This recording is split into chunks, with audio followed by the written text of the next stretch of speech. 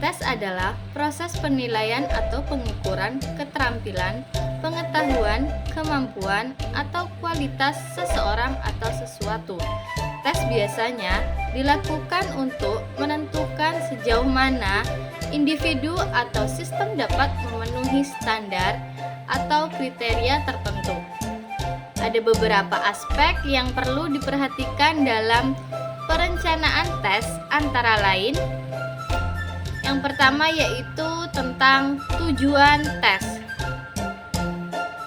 Tujuan tes ini mengidentifikasi tujuan utama dari tes. Apakah itu untuk mengevaluasi pengetahuan, keterampilan, atau kemampuan tertentu. Yang kedua yaitu tentang materi tes. Menentukan materi apa yang akan diuji. Materi ini harus relevan dengan tujuan tes. Yang ketiga yaitu ada metode tes. Memilih metode tes yang paling tepat. Metode ini bisa berupa tes tertulis, lisan, praktik, atau kombinasi dari ketiganya. Yang keempat yaitu tentang penyusunan soal. Membuat soal yang valid dan reliable yang mampu mengukur apa yang seharusnya diukur. Yang kelima, administrasi tes. Menyusun jadwal dan prosedur pelaksanaan tes termasuk pengaturan tempat, waktu, dan sumber daya yang dibutuhkan. Yang keenam, analisis dan interpretasi hasil, yaitu tentang menentukan bagaimana hasil tes akan dianalisis dan ditafsirkan.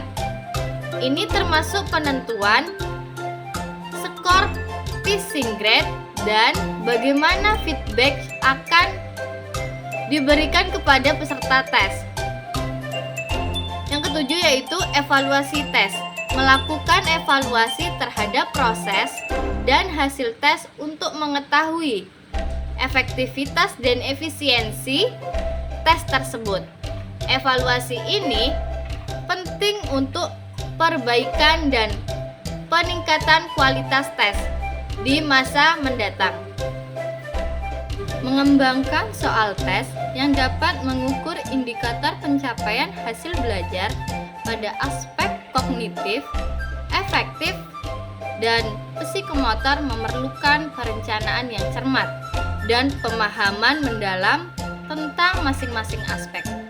Berikut adalah langkah-langkah umum yang dapat membantu dalam mengembangkan soal tes untuk ketiga aspek tersebut. Yang pertama ada aspek kognitif. Aspek kognitif ini meliputi identifikasi tujuan pembelajaran. Tentukan tujuan pembelajaran apa yang ingin diukur dalam aspek kognitif. Misalnya, apakah itu pengetahuan, pemahaman, aplikasi analisis, sintesis, atau evaluasi. Yang kedua, pilih level kognitif. Gunakan taksonomi seperti taksonomi Bloom untuk memilih level kognitif yang sesuai dengan tujuan pembelajaran. Misalnya, apakah itu mengingat fakta, memahami konsep, atau menerapkan pengetahuan. Yang ketiga, buat soal beragam. Buat soal yang beragam termasuk pilihan ganda, esai, benar salah, dan sebagainya. Pastikan soal menguji berbagai tingkat kognitif sesuai dengan tujuan pembelajaran. Lalu yang selanjutnya aspek psikomotor, yaitu meliputi yang pertama, identifikasi keterampilan yang akan diukur. Tentukan keterampilan fisik atau psikomotorik apa yang ingin diukur, seperti kemampuan motorik halus atau kasar. Dan yang kedua, buat instruksi yang jelas. Berikan instruksi yang jelas dan spesifik untuk tugas atau aktivitas yang akan diukur.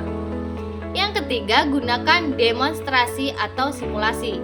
Gunakan demonstrasi langsung atau simulasi untuk mengukur kemampuan peserta dalam melakukan tugas fisik atau psikomotorik. Butir tes yang baik memiliki beberapa ciri-ciri khusus yang memastikan validitas, reliabilitas, objektivitas, dan keadilan dalam proses pengukuran. Berikut adalah beberapa ciri-ciri butir tes yang baik. Yang pertama, validitas.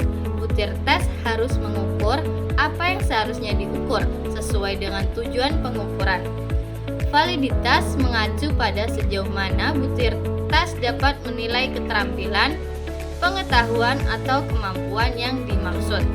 Yang kedua, reliabilitas. Butir tes harus konsisten dalam memberikan hasil yang sama jika diulang pengukurannya. Reliabilitas menunjukkan sejauh mana butir tes dapat diandalkan dan stabil dalam mengukur sesuatu. Yang ketiga, objektivitas. Butir tes harus objektif, artinya hasil pengukuran tidak dipengaruhi oleh penilaian subjektif dari pemberi tes. Penilaian harus konsisten dan tidak terpengaruh oleh faktor-faktor eksternal. Yang keempat, keterbacaan. Butir tes harus mudah dipahami oleh peserta tes. Bahasa yang digunakan harus jelas, sederhana, dan sesuai dengan tingkat pemahaman target peserta. Yang kelima, ketepatan. Butir tes harus tepat dalam mengukur kemampuan atau pengetahuan yang diinginkan. Butir tes harus relevan dengan materi pembelajaran dan tujuan pengukuran. Yang keenam, kesesuaian format. Format butir tes harus sesuai dengan jenis tes yang digunakan. Misalnya, format pilihan ganda, esai, benar salah, atau tugas praktik sesuai dengan tujuan pengukuran. Yang ketujuh, keadilan. Butir tes harus adil dan tidak diskriminatif. Butir tes tidak boleh mengandung bias yang dapat merugikan kelompok tertentu. Yang delapan, ketepatan skor. Skor yang diberikan dari butir tes harus akurat dan dapat diandalkan dalam pengukur pencapaian peserta. Yang kesembilan, kesesuaian waktu. Butir tes harus sesuai dengan waktu yang tersedia untuk menjawabnya. Butir tes tidak boleh terlalu panjang atau terlalu rumit sehingga mengganggu proses pengukuran.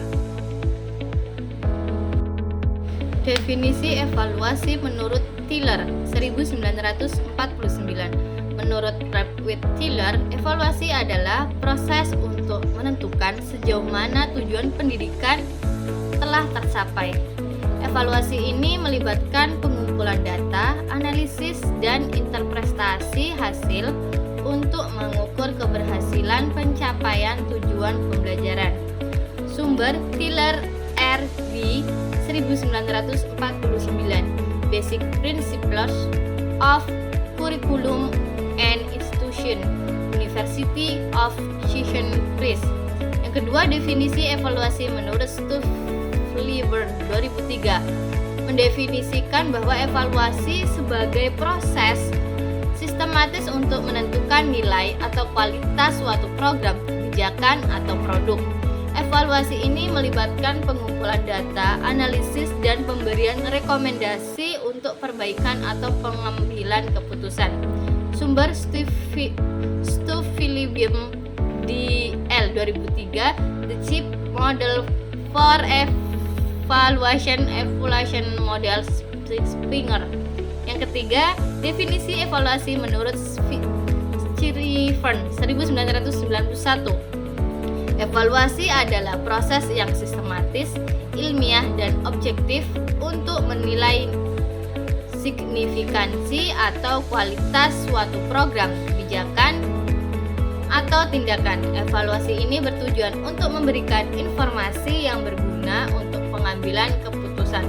Sumber Shreveport M 1991.